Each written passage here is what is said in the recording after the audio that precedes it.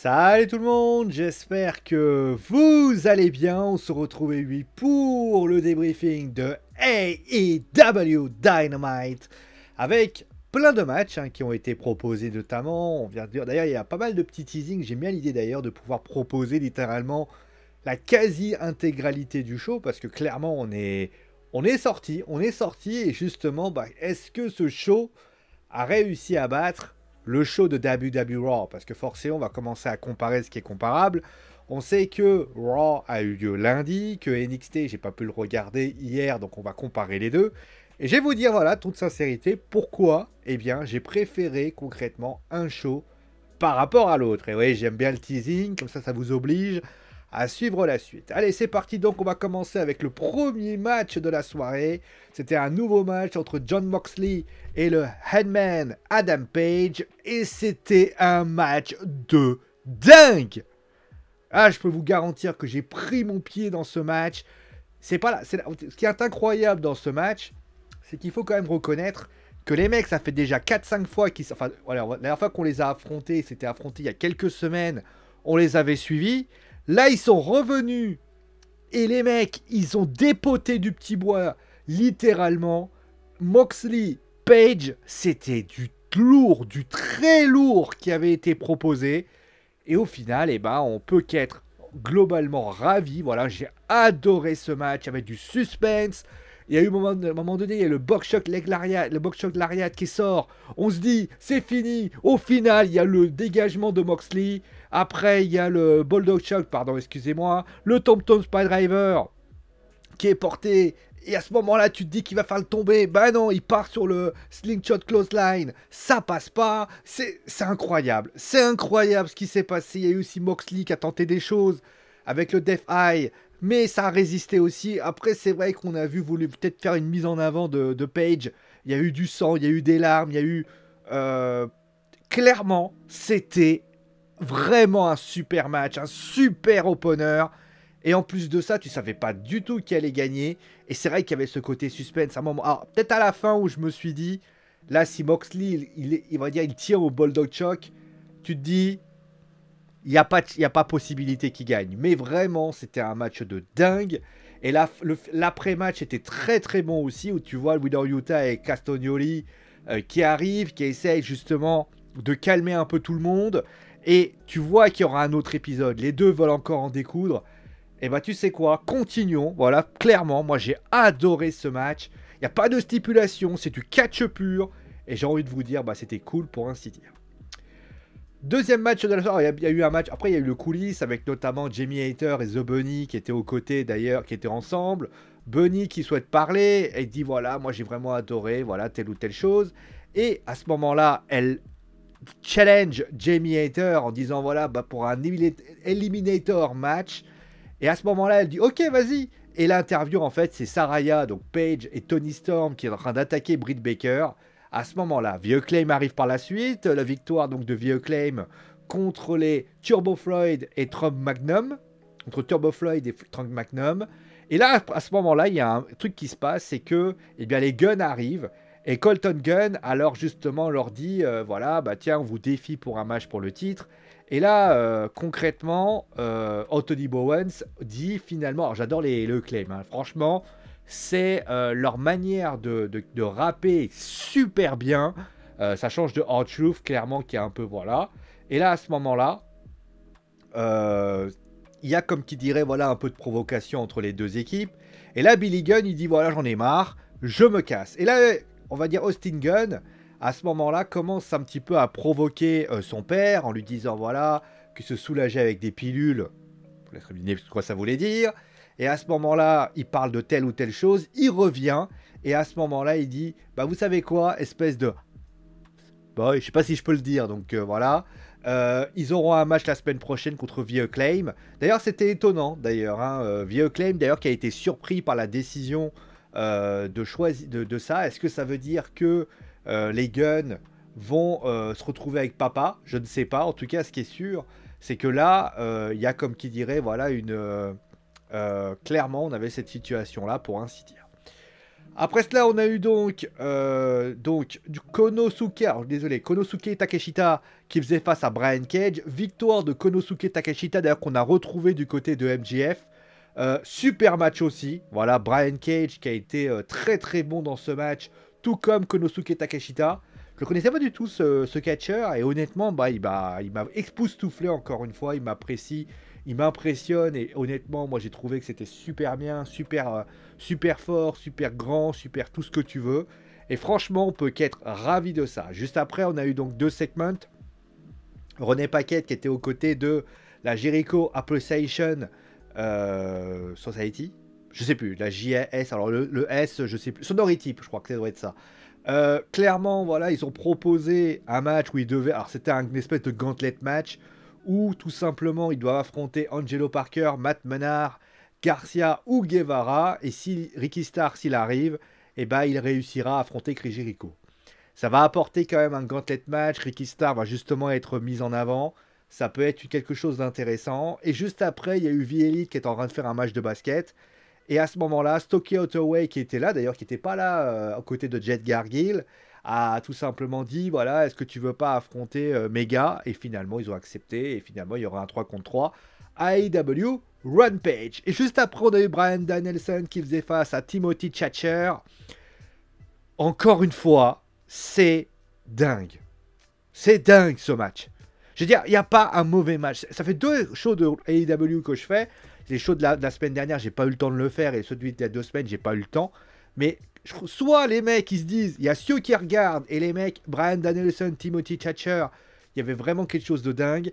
MJF, qui veut donner sa bague en diamant pour frapper, pour justement, parce qu'on sait que Bryan Danielson, s'il perd, il y aura quelque chose. Et à ce moment-là, Takeshita, dans ce moment-là, d'ailleurs, Takeshita qui affrontera MJF dans un Mid-Later match la semaine prochaine. Ça va être intéressant de voir comment ça va se passer. Là, il dégaine une German Suplex, Danielson. Et là, running knee, compte 2-3, encore gagné. La semaine prochaine, ça sera Rush. Franchement, il y avait du talent.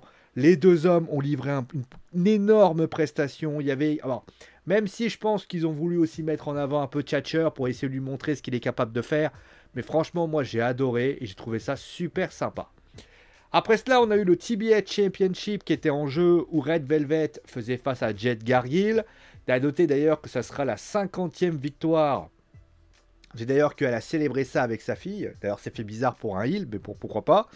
Qu'est-ce que je peux dire concrètement? Je trouve... Alors, le match était très très bien.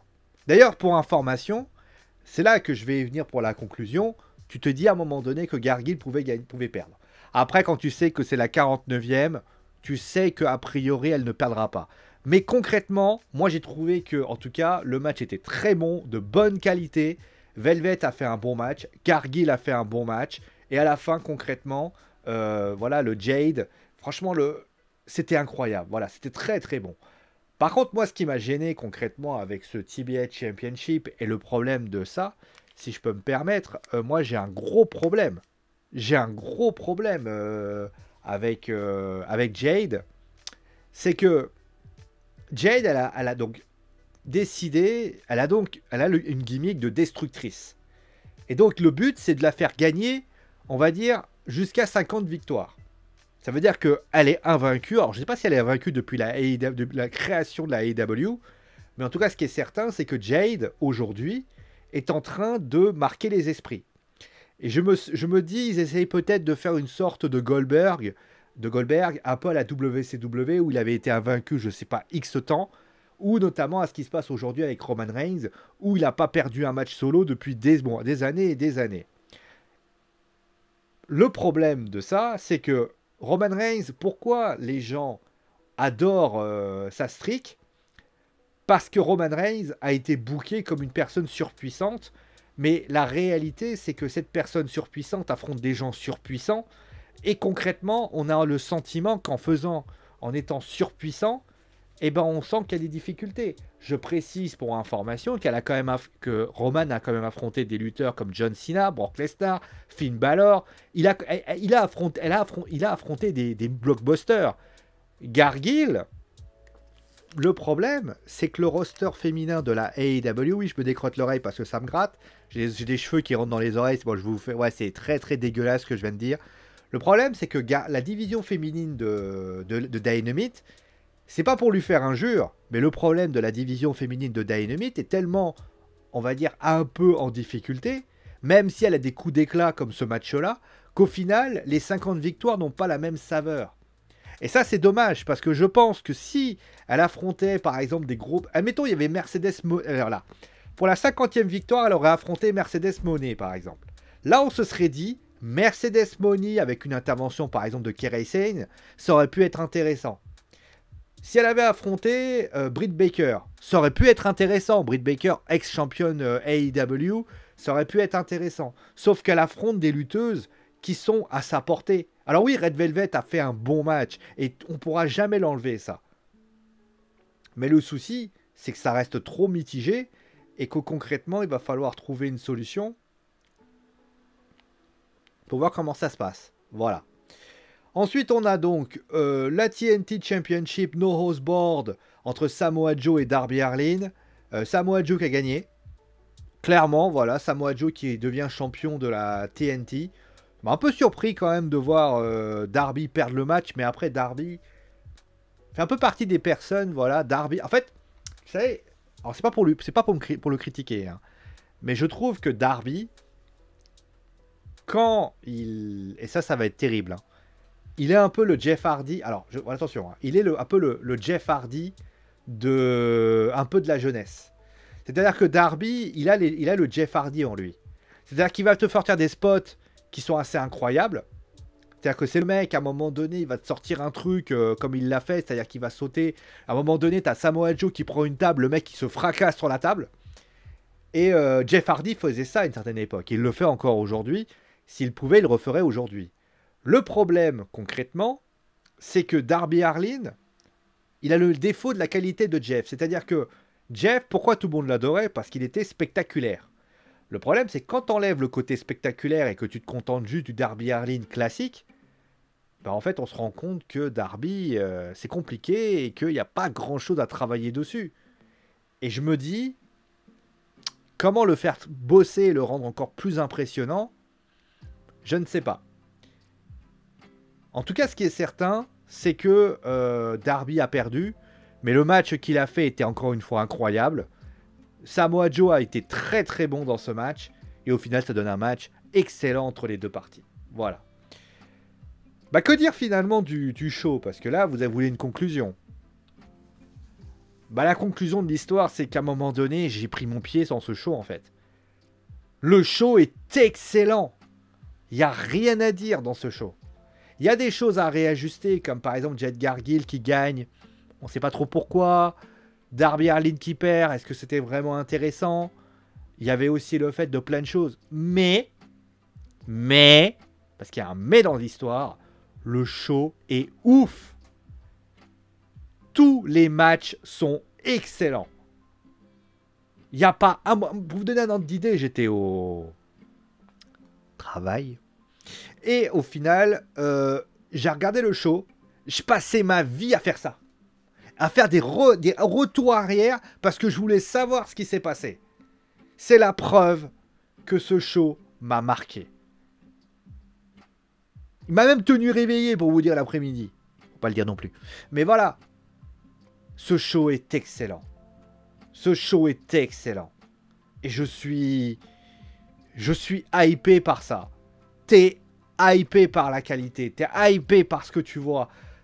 Putain, quand tu vois le show de Raw, où la moitié, tous les résultats sont prévisibles, et que tu vois ça, et que tu te dis à un moment donné, tu te dis Danielson contre Brian Cage, contre...